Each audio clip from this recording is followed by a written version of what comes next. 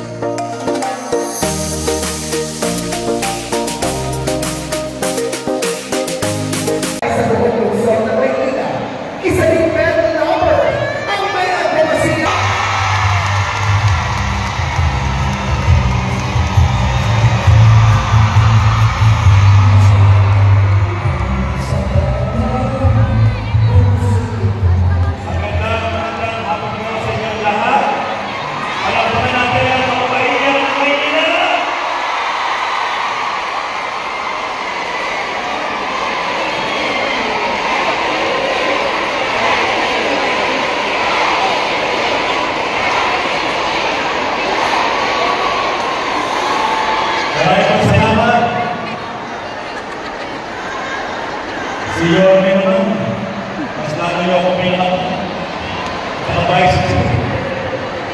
Nakakapagpalit ko, kapatid pa kayo kayo. Unang-una, nagpapasalamat ko sa ating lating alcalde, ang kanyang ibahay, Mang Atienza, at Mayor Lito Atienza, ang mga po natin.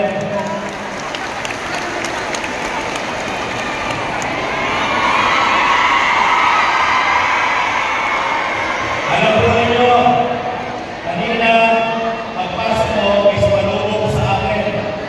Sabi sa akin, nag-distrito 4 po ako. O si JTV, totoo pa lang ang nakuha congressman ng ating distrito. Meron na kayo siya tanong sa akin.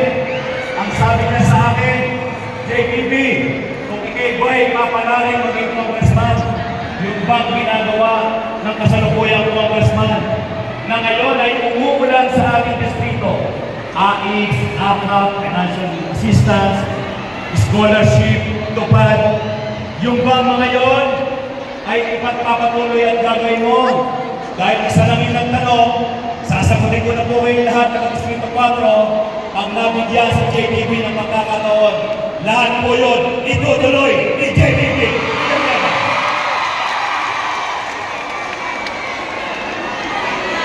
Meron po akong anak JTV.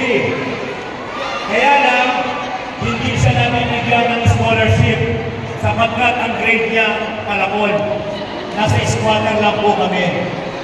Gusto pong mag-aral. Si JTV, pinag-aral niya ang kanyang sarili, nag-working student para makatapos ng 3 kurso sapagkat mahalaga sa akin ang edukasyon. Ang sagot ko sa nagtanong sa akin, kapag nabigyan si JTV ng pagkakataon, kung ako nga pinag-aral ko ang sarili ko, kung ako ay magiging congressman pagdating ng panahon. Kahit palakol, basta mahirap at gusto mag-aral, bibigyan ng pagkakataon ni JTV makapag-aral ang mga bata ko. Alam po ninyo, si JTV po ay kasalukuyang konsihal ngayon po. Kasama ko po yung mga konsihal na nakaupo dito. At dahil sa pagsama namin kay Yorme Isko Moreno, kami ay nakatikim ng pahirap. Normal lang yun. Normal lang. Pero hindi kami nagsisisi sa pagsama namin kay Yorme Isko at kay Vice G. Kahit na ang kapalit noon, si JTV, bawal na lang gumamit ngayon JTV ng Dapitan Sports Complex. JTV, ayun, no? Meron ka? Ikaw ba yung kapitbahay mo? JTV, yung ginagawa mo anti-rabies, bawal na rin kasi tinawagan kami ng nakatataas, bawal na rin gamitin yung aming opisina para ipagpatuloy mo ngayong anti-rabies sa inyong distrito. JTV, kukunin na namin ang iyong e-try sapagkat hindi na naman namin kakampo.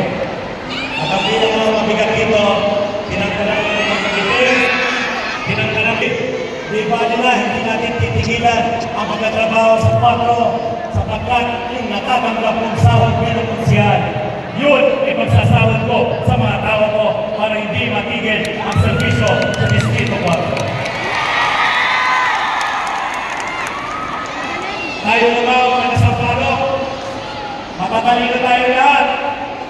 Real talk lang, real talk lang. Taong 1998, binigyan natin ang pagkakataon ang isang konsyal. Next year, ang gawin naman natin congressman, si JTB Villanueva. Bilang pagkatapos, hayaan niyong ipakilala mo ang aking mga kasama at kompleto kami. Meron kami ng galing sa medisina. Hindi tayo mawawala ng doktor sapagkat meron tayong darating na bagong konsihal na doktor, Kuya Doc Francis Almiron.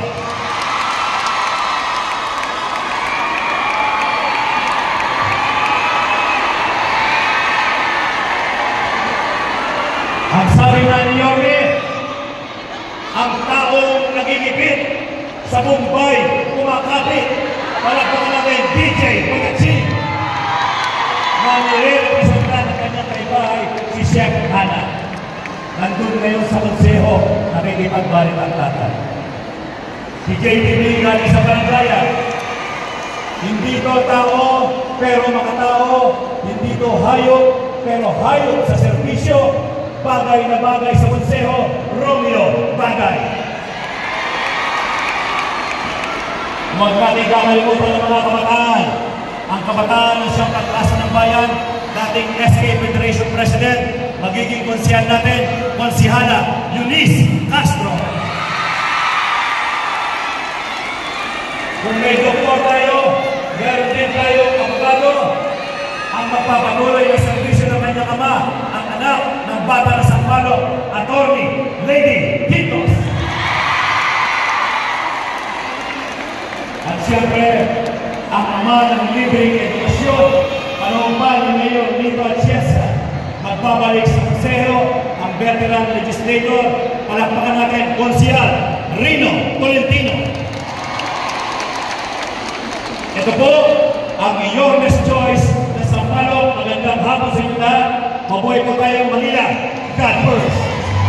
Maraming salamat po. Muli po, palakpakan po natin ang ating mga Yormes